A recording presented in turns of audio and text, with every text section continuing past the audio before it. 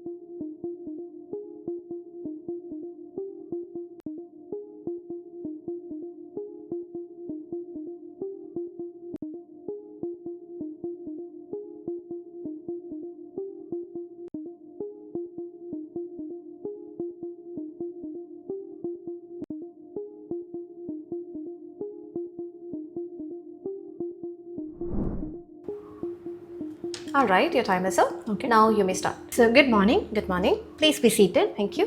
So my name is Aishwarya. I'm the nurse working here in this hospital rehabilitation unit. So how can I help you today? Well, I just saw that you were checking on my mother, nurse. So I Okay. just need to know how she's doing. All right. So could you please tell me your mother's name and age for the confirmation purpose? Yes, so her name is Elizabeth and she's 75. Yeah, thank you. Then if you don't mind, could you please tell me your name for the communication purpose? Yes, you may call me Alice. Okay, Alice. Yes, exactly. I have been checking your mother very recently. So as per the assessment, I could say that your mother is in the first stage of recovery. And when it comes to the vital signs, it seems to be completely satisfactory. But on the other hand, her memory and speech capabilities, there is no change in that. And when it comes to the mobility factor, I would say she's showing slight improvement. So what is your opinion about your mother's condition, Alice? Well, I can say that she's fine as of now than when I visited her last time. But I just need to know, nurse, I'm intending to visit her on a regular basis. Would that be fine? Yes, Alice, definitely I can understand that because that shows your love towards your mother.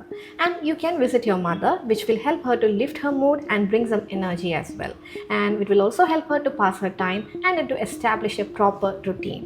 But please keep it in your mind, your visiting hours are maximum for 2 hours and you can avoid meal time and the treatment time as well.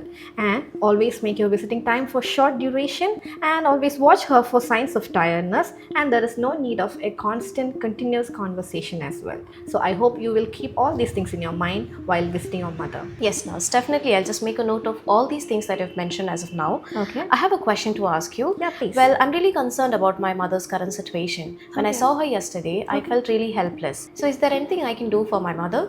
Yes, definitely, Alice. I can suggest many things that you can do for your mother. You can assist her with her exercise. If you want to, you can do the exercise together, and always try to bring some kind of personal items to promote her memories and give some encouragement as well.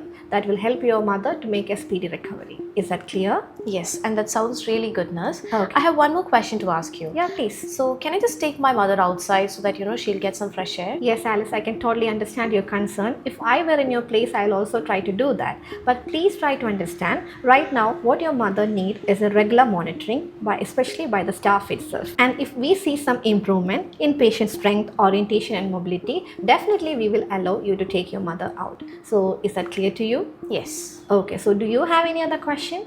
No, nurse, you have clarified everything. Okay, then let me summarize our discussion. So far, we were discussing regarding your mother's condition, and you seems to be quite happy by seeing her improvement. Meanwhile, we suggested some methods so that you can bring some improvement in her mood and energy as well. And we also had a discussion regarding the visiting hours and what all other things that you need to be careful while visiting the patient. So I hope you will be keeping all these things in your mind while visiting your mother. Okay? Yes, definitely, nurse. So please don't hesitate to approach us for any kind of assistance in the future, and we wish your mother a speedy recovery. Yes, your time is up. Thank you. So we're proceeding with the next role play. Okay. So this is your next role play, and you may start your preparation again. You'll be given 3 minutes time. You can start.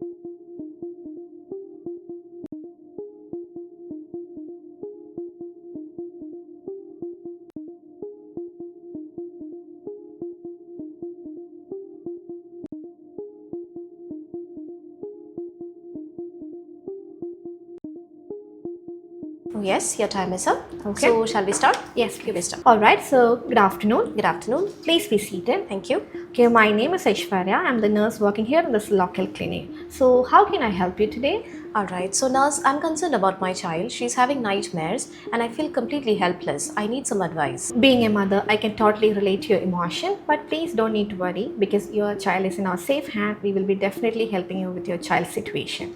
But before proceeding further, could you please tell me about your child regarding her name and age? Yes, so her name is Leah and she's 4 years of age. Alright, so what about your name so that we can have a proper communication? You can call me Mary. Alright, Mary. So, Mary, in order to get a clear-cut idea regarding your child's situation, I would like to ask you some questions. So, may I? Sure.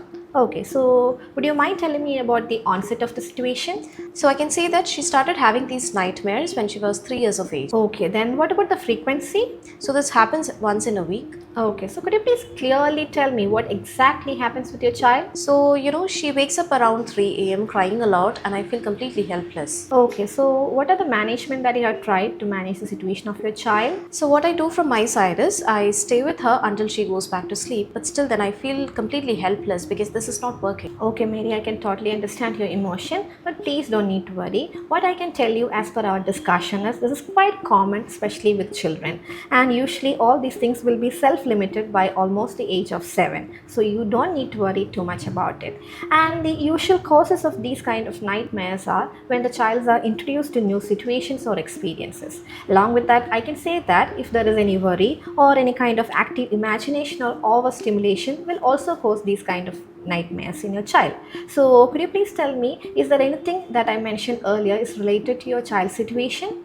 Yes, so I would like to mention that my daughter started attending a childcare center recently. It's Okay. been a 1 month as of now. All right. So after attending the childcare center, I have felt like she's become, very imaginative, and she prefers to have this bedtime stories. All right, Mary, I really wanted to appreciate you for clearly identifying the cause behind your child's situation. So, exactly what I can tell you is these kind of bedtime stories and active imagination are the causes of your child's situation. So, what we wanted to suggest you is avoid these kind of exciting stories or any kind of TV programs, especially at night, and always make sure to provide some kind of soothing atmosphere and use a kind of soothing night lights as well. Will you be able to do that? Definitely, nurse. Okay, then when it comes to the management of the situation, we recommend you to create a space between your child so that she can openly come and have a discussion with you, and always try to make her calm and provide her with soothing and comforting atmosphere. So will you be able to do this as well? Yes, definitely, nurse. I'll follow your instructions. Okay, that's really great. So do you have any other questions now? Yes, nurse, I have a question. So I've heard that when your child is having a nightmare, it's better to sleep with them. What do you think about it? Yes, Mary, I understood your question, but what I wanted to tell you is please avoid that kind of initiative from your side, because that may cause overdependence on parents, and there is a possibility that your child may associate these nightmares with being alone. So we suggest you to avoid such initiatives. I hope it is clear to you. Yes, I got an understanding now. Okay, so do you have any other questions now? No, nurse, I can see that you've clarified everything. All right, Alice, I'm really glad with the fact that everything is clear for you so far. So let me summarize our discussion for your better understanding. So we were having the discussion regarding your child's situation and the symptoms, and we also identified the underlying cause, and we also provide you with the recommendations like avoiding bedtime stories and providing a soothing and calming Yes, environment. Akshira, your time is up. Okay, so thank you so much. Yes, thank you for your presentation. Yeah.